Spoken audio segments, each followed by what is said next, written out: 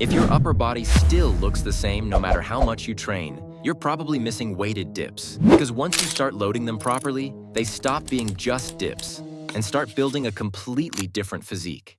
Most people think weighted dips are only for strength, but that's not even close to what this exercise offers. Weighted dips change how your chest, shoulders, triceps, and even your overall upper body frame develop. And that's why people who train them often look different. Here's the truth most people never hear. Bodyweight dips are amazing at first, but eventually your body adapts to your own weight. The movement gets easier and progress slows down. You can still do more reps, and you'll still feel it. But the stimulus for building new strength and size starts to plateau. Weighted dips change that completely. Now you're not just repeating reps, you're forcing your body to handle a load it's not adapted to. And that's when real progress kicks in. And this is where things change. Weighted dips overload almost all push muscles at once under serious tension. That combination builds something normal training often misses. Density.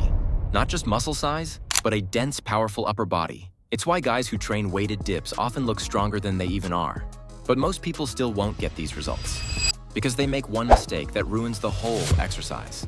They treat weighted dips with no structure. So even though they're doing the movement, their body has no clear reason to adapt. Weighted dips are powerful, but only when progression is consistent. The people who build impressive physiques with weighted dips usually do one thing differently. They treat it like a main lift. So here's what actually works. For size, stay mostly in the 8 to 12 rep range with full range of motion and controlled reps. Once you hit the top end cleanly, add a small amount of weight. For strength, use heavier sets of 3 to 6 reps while keeping form sharp. Wait, why not both? Isn't that where most people unlock the best results? Exactly.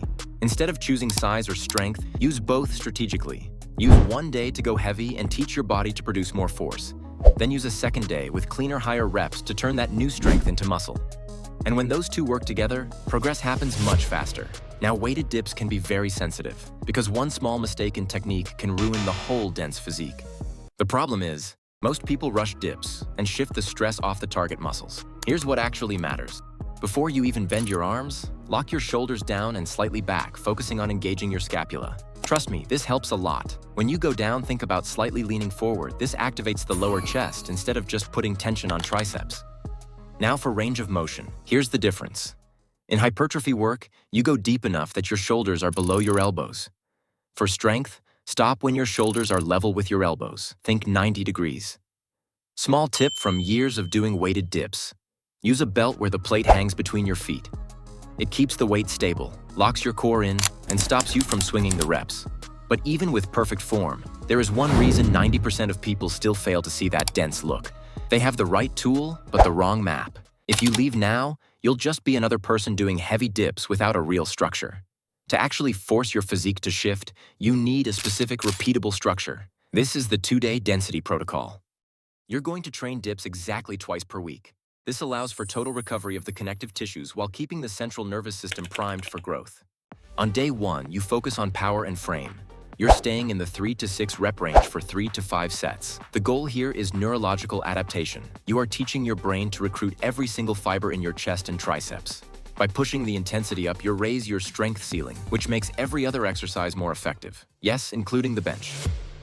On day 2, you shift to hypertrophy and detail. You're going to hit 3 to 4 sets of 8 to 12 reps. Now that your brain knows how to fire those muscles from your heavy session, you use this day to drive blood into the tissue and trigger actual muscle thickness. The secret to making this work is progressive overload. Once you can hit the top end of your rep range on all sets with perfect form, you add 2.5 to 5 kilograms.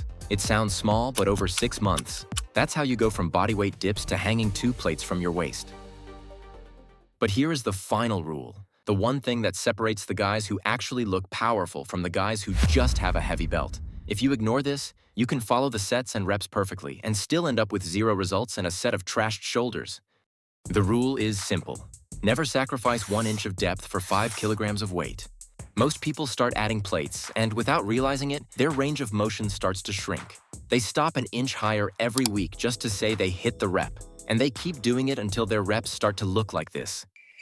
It looks ridiculous because it is ridiculous. You aren't training your chest anymore. You're just vibrating with a heavy weight attached to your waist. This is the ego lifting trap, and it's the fastest way to stay looking exactly the same. The dense look is built mostly at the very bottom of the movement where the muscle is most stretched and under the most violent tension. When you cut the depth, you aren't getting stronger. You're just getting better at cheating and building fake strength. But even with a massive chest and dense triceps, your frame will always look incomplete without the V-taper to back it up. If you want to pair this density with a back that actually matches that power, click here to see why weighted pull-ups will make you stronger than guys twice your size.